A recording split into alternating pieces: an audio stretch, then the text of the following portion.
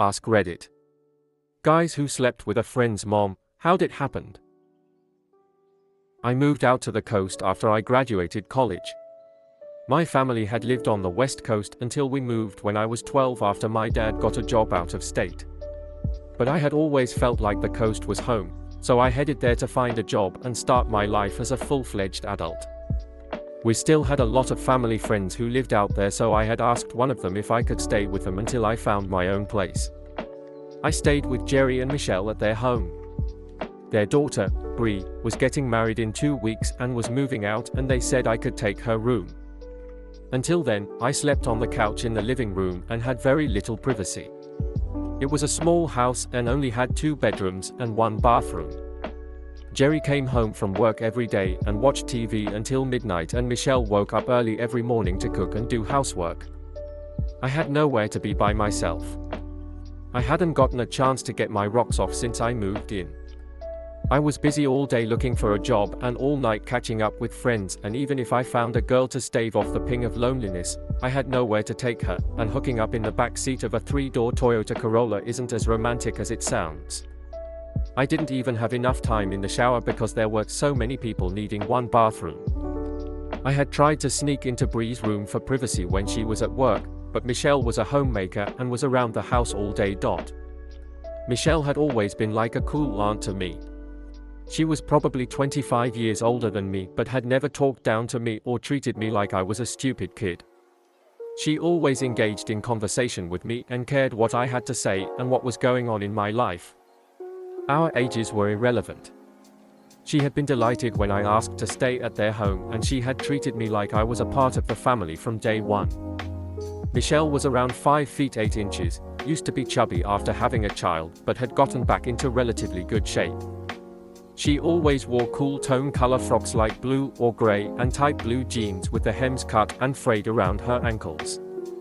Her hair was dark brown and fell to her waist until she had recently gotten it cut and styled in a pixie cut. It was a different look, but it worked for her, accentuating her sleek jawline and long neck. Not having a job, I had spent the first couples of weeks sitting on the couch and applying to any open position. Michelle would be around, doing housework or cooking or watching The Price is Right. We got to talking and quickly got to know each other well. The barriers of family friends fell and we became real friends. Over the weeks, we got to know a lot about each other and formed a fast bond. We spoke of our insecurities, our fears, our hopes and dreams, our mishaps and mistakes, and our triumphs and breakthroughs. On the second Friday afternoon of me staying there, Michelle and I shared a drink as 5 p.m. hit. Jerry didn't get home from work until 6:30. I had become her drinking buddy, or her excuse to not wait until Jerry got home to start drinking. The drinks and conversation were flowing, and the topic shifted to secrets. I told her I secretly feared I wasn't going to be able to find a job and I would have to return home to my family in failure. She told me she secretly regrets that she never finished school. I told her I was nervous I was never going to find the right person to marry. She told me she was nervous for Bree's wedding and wasn't sure if she was marrying the right man. I told her I only had 1 relationship in college, but I had a lot of experiences with classmates.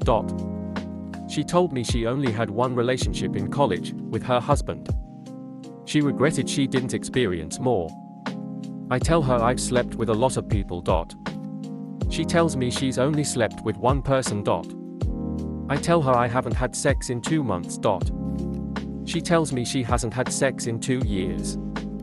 Our eyes lock and we acknowledge that this is privileged information that wasn't supposed to be shared. I changed the subject quickly to my hopeful jobs prospects and we continue conversating as normal. But something is different. We've been vulnerable with each other, and the dynamic had shifted.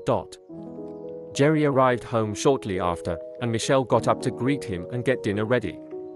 I caught myself starting at her juicy ass in those tight jeans as she walked out of the living room to the kitchen. I stood up and went out to the courtyard, thinking about the feelings that had just sprouted for Michelle and coming to the realization that I wanted her badly. The Sunday after the wedding, Bree moved in with her new husband and I got her bedroom. Jerry left for work as Michelle, and I helped Bree and her husband move her stuff out of her room. Bree and her husband left as Michelle, and I went inside. Michelle said she was going to do laundry. I packed up my stuff from behind the couch and moved into Bree's room and shut the door behind me. Finally, for the first time in 3 weeks, privacy. Ever since our drunken confessions, I hadn't been able to get Michelle off my mind. I dropped my stuff, kicked my shoes off, jumped on the bed, pulled my pants down, and thought of Michelle's sexy ass as I pleasured myself. I finished and felt satisfied as I heard Michelle's footsteps walking down the hall. I hopped off the bed to grab some tissues and noticed that the door was ajar. It hadn't clicked closed and had slightly swung open. I pulled my pants up and looked through the gap. Michelle came around the corner and smiled at me as she walked past my room to get to hers. I smiled back as I kept my body hidden behind the door. If she had done that 30 seconds earlier, she would have caught me with my dick in my hand. I closed the door and leant against it as my heart started pounding. That was so risky. I hadn't meant to, but the fact that the door was open and that she could have caught me got me excited. So much so that I was hard again in seconds.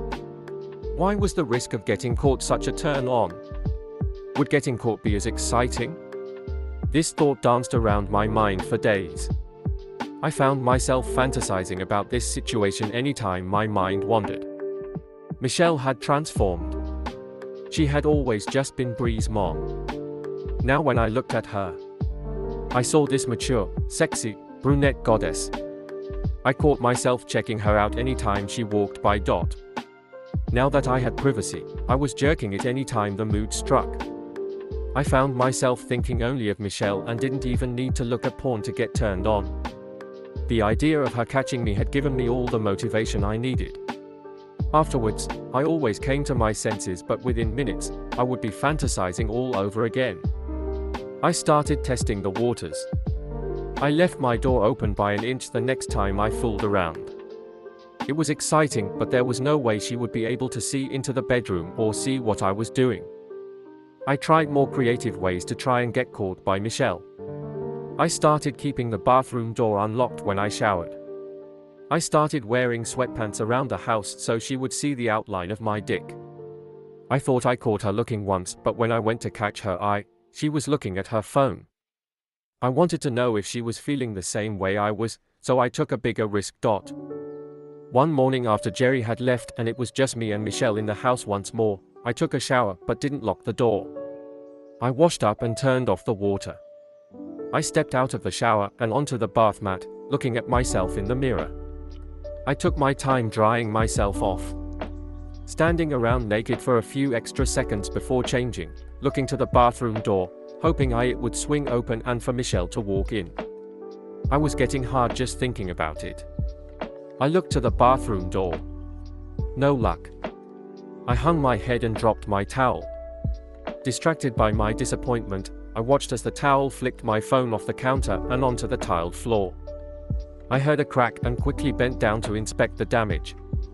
My phone had hit the floor on the bottom right corner and a crack had covered the screen like a spider web. Arg! I let out in angry frustration. How was I going to pay for this?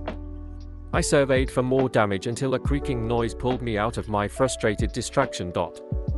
I heard you yell, "You owe." I stood up with a shot. I looked up and locked eyes with a wide-eyed Michelle as she looked at the 23-year-old naked man with a 7-inch boner standing 5 feet in front of her. I was frozen in shock. "Sorry," she said as she backed out of the bathroom and pulled the door closed. Not before I saw her eyes flick down to my dick. I saw a smile grow across her face as she shut the door. If you like the content and would like a part 2, please leave a like. Cheers.